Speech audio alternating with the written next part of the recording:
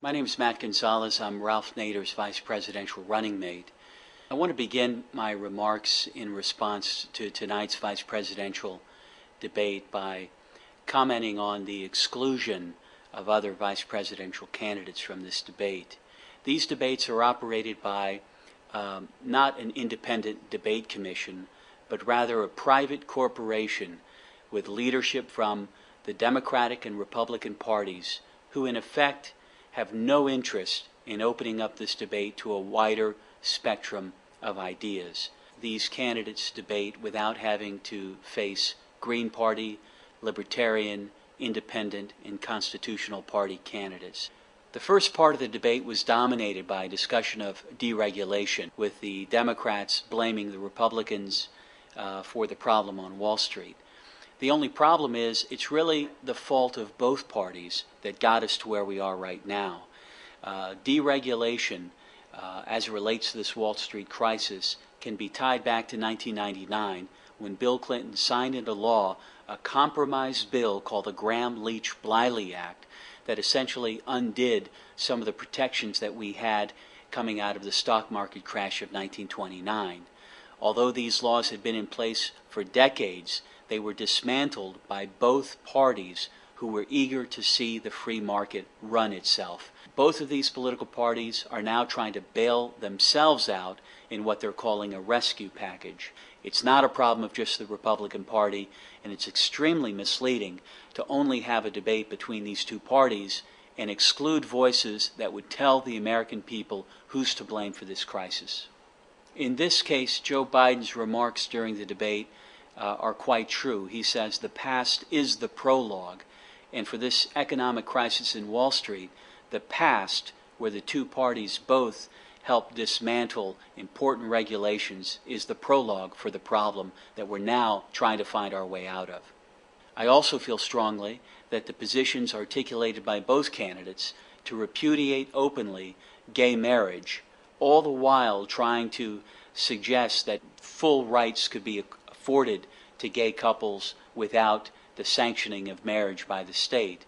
Unfortunately, Joe Biden agreed with her, and I think, again, it's another place in this debate where other voices would have been arguing that if you're going to afford full rights, then you also have to allow loving couples to be able to express themselves in a marriage because of what that means traditionally and the way that the state would be sanctioning those unions. There isn't a surrogate for that. You can't just say, well, we'll give you all the rights, but we're not going to let you use the title. Concerning energy policy, Governor Palin attacked Senator Biden for Barack Obama's support of the Energy Policy Act of 2005. She's right. He voted for a law at a time the oil companies, including ExxonMobil, were making record profits that had greater tax breaks and subsidies for fossil fuel production. It also had over $4 billion in tax breaks for the nuclear industry. Mike McIntyre wrote in the New York Times in February of this year that Senator Obama had withdrawn legislation that would have created regulations on the nuclear industry after receiving over $250,000 in campaign contributions from industry executives. Concerning clean coal, efforts to extract it out of the ground have continued to be inefficient and dirty, and of course the burning of coal is always going to be dirty. It might be a bit more efficient, but calling it clean coal suggests that we're achieving some kind of alternative energy like wind or solar. It's simply not true. Concerning Israel, I thought both candidates were fighting with one another to express the greater support for Israel. And although they were willing to give lip service to the idea of a two-state solution, they wouldn't define what that meant. Joe Biden did not repudiate Senator Obama's previous remarks that Jerusalem would belong to Israel, and neither of them called for the 1967 borders. Joe Biden has previously even gone so far as to call himself a Zionist. Governor Palin tonight said that she would be open to other vice presidential debates. Well, I accept her challenge and would gladly debate her and Senator Biden and any other candidate running for this office. I would have enjoyed debating her on the subject of offshore drilling. There is no way that drilling off the coast of the United States is going to have any appreciable impact on oil prices in the near future.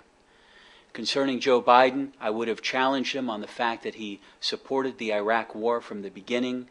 He's voted for war appropriations since that time. He voted for the Patriot Act reauthorization. And quite disturbingly, as a senator from Delaware, he's run interference for credit card companies and helped support the bankruptcy bill that even Bill Clinton vetoed and that he successfully joined Republicans with in order to get passed once George Bush became president. And of course, I would have wanted to ask him about his support for the federal sentencing guidelines in the 1980s that he says he is no longer in support of, but has never done anything to fix the disproportionate impact those laws have had on African Americans and Latinos. Don't reward these two parties by voting for their candidates. If you want a more democratic and egalitarian society, then you have to support the candidates that are fighting for you and the issues you care about, whether it be ending the war in Iraq, restoring civil liberties, getting health care for all Americans. These issues have to be on the table. The Nader-Gonzalez ticket puts them on the table, and we need your support.